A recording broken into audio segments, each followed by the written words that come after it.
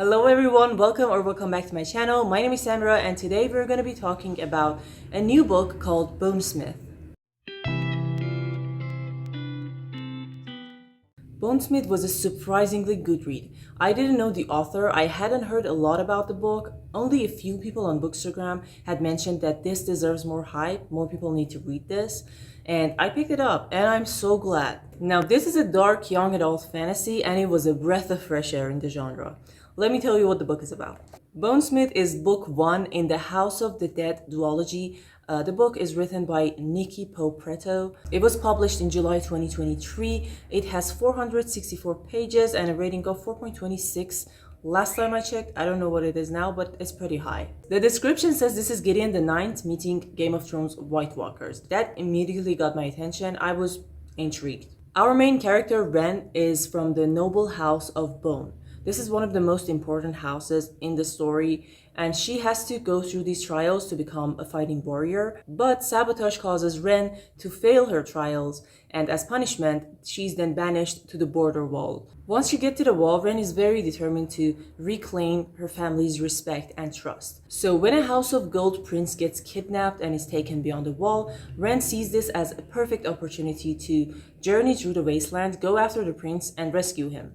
To do that, she's forced into this shaky, uneasy alliance with one of the kidnappers, Julian, a fierce ironsmith from the exiled house of Iron. So that's all you need to know about the description. Now let's get to the actual review of the book. Let me tell you what I mean when I say this was a breath of fresh air in the YA fantasy genre for me. One of the very good things about this book is that this is a fantasy book. There's a big fantasy plot that's going to push the story forward and everything else is going to be attached on the fantasy plot. I thought the pacing of the story worked pretty well for a medium-length fantasy book. It's not too short, it's not too long. 464 pages is a medium length. Of course, naturally, the pacing is a bit slower at the beginning because we're getting to know the world and there's a lot of world building in Bonesmith, and that's actually a good part of the book. But to be fair, I have to mention that there's a bit of info dumping especially at the beginning of the book. And I know some readers don't like info dumping at all, so I'm gonna tell you there's a slight bit of info dumping at the beginning, but it didn't bother me because the information we're getting is necessary to the story and it's actually interesting. So if you're patient a little bit, it all works out at the end. The middle and the ending of the book are quite fast-paced, are quite enjoyable to go through. And if I'm totally honest with you, no part of this book actually bored me. So that was a really good thing in YA fantasy for me as a reader, in my personal taste. It doesn't happen that often. The only complaint I have is the info dumping. And the only reason I gave this book a 4-star, not a 5-star, was because of that. I mean, that's the only complaint. Now, this is the sort of fantasy where characters are on a journey. So they're traveling from one place to another place. They're kind of on a quest. This is that kind of fantasy. I thought the action and the fighting scenes in the book worked out pretty well. They were quite interesting, quite engaging. I was really worried about our characters. This was good. This was done very well. And another plus is that the undead are not just a decoration in this book. We're going to deal with them. We're going to see them quite often in the book. And they carry a big role in the whole plot. And speaking of the undead, we should also talk about the magic system. The magic system is well grounded because there's a lot of world building in this book. The magic system kind of sits in that world pretty well. I actually liked it a lot. It's quite unique. It's quite interesting to read about. There are these houses and they each have the control of an element. Not a control of element in that sense. They kind of use it and they have craftsmen. There are these different houses, each with their own power, each with their own individual brand of smiths, and they each serve a different purpose. Like we have the House of Bone, House of Iron, House of Gold, House of Silver, and other houses. There are different smiths in these houses and there are different branches, and I thought it was really well done, and I didn't expect it in a YA fantasy to have this much magic worked out for it. It was nice, it was cool. At the very beginning of the book, the idea of the undead and, there's a wall, it kind of does remind you of A Song of Ice and Fire, aka Game of Thrones, a bit, because our character is also banished to the wall.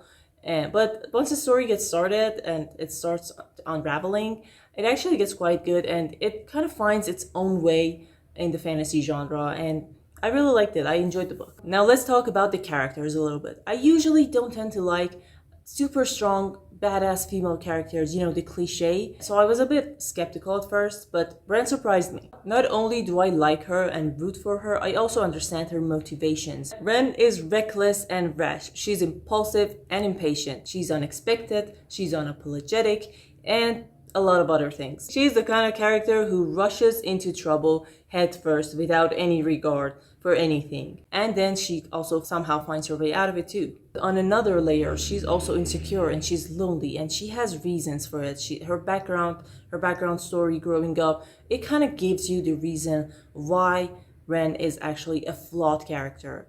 And I love that about her. It all became endearing in the end. Her character is justified because of the past, because of what she has gone through. So even though I didn't expect it, I actually liked Ren quite a lot. I don't agree with her at all, but I like her. Julian is another very well-written character. He's the perfect balance we as readers want to see beside someone like Ren.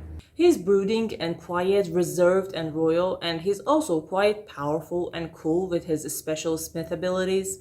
I thought it was perfect for Ren. I really like the dynamics between these two, and let me tell you, there is banter because House of Bone and House of Iron don't exactly get along. As I've said before, House of Iron is an exiled house, so they have a lot of history. I don't want to tell you too much, but yeah, they don't like each other, so that causes a lot of bantering throughout the journey. They don't like each other. While we're still on the topic of characters, let's just say this, that I was surprised that even the Leo, the golden prince that was kidnapped, has a very promising character. He's quite funny, he's playful and flirty, and I liked him quite a lot. Even though we didn't get to see much of his interactions because he's kidnapped, we don't see him often, but from what I saw, I really liked and enjoyed his dialogues. I think we will definitely get to see more of Leo in the second book. Overall, our three main characters were convincingly young adult, and that was a very important point for me because unfortunately, these days in YA, we don't get that a lot. I thought everything was just the right amount. You know, their feelings, their motivations, their thought process, and their actions. They were all very well depicted for the YA age group. This book didn't let me down at all. It was perfect. And lastly, the ending did manage to wrap things up pretty nicely and set the tone for the second book. There's no cliffhanger, so don't worry about that. I should also tell you that this is not the kind of book that you get hit by the plot twist and get surprised. I kind of see them coming and I didn't mind it at all because this is not that kind of book. The progress of the story itself was quite fun for me, and even though I saw some of the plot twists coming, it didn't take away from my enjoyment at all. I had a lot of fun reading Bonesmith, and I will definitely pick up the second book as soon as it comes out. I do agree with those bookstagrammers. This book deserves much more hype and attention in the reading community because it's actually quite good. Let's just say it's been a while since I read something like this in the YA genre. It really surprised me in a good way. This book had many of the nice qualities a YA fantasy actually needs, in my opinion. It had a very nice plot. It had very well-written characters, nice, engaging action, a touch of darkness, you know, in regards to the undead. And also there's house politics, betrayals, and everything that's good in this genre. If you think the story piques your interest, you should definitely check it out. Maybe it's for you. I mean, this was a really nice read for me. I gave it 4 out of 5 stars and I had a blast reading this book. I was honestly surprised that this book wasn't on the nominees list for the 2023 Goodreads Award. But we all know how that goes every year, and well, this is a good book. If you're interested, check it out. Alright guys, so that was it for the spoiler-free book review of Bonesmith written by Nikki Pope Preto. Please tell me in the comments if you read this book or if you have more recommendations like this book. I will appreciate it. As always, thank you for watching today's video. Don't forget to like and subscribe, and I'll see you in the next one. Bye!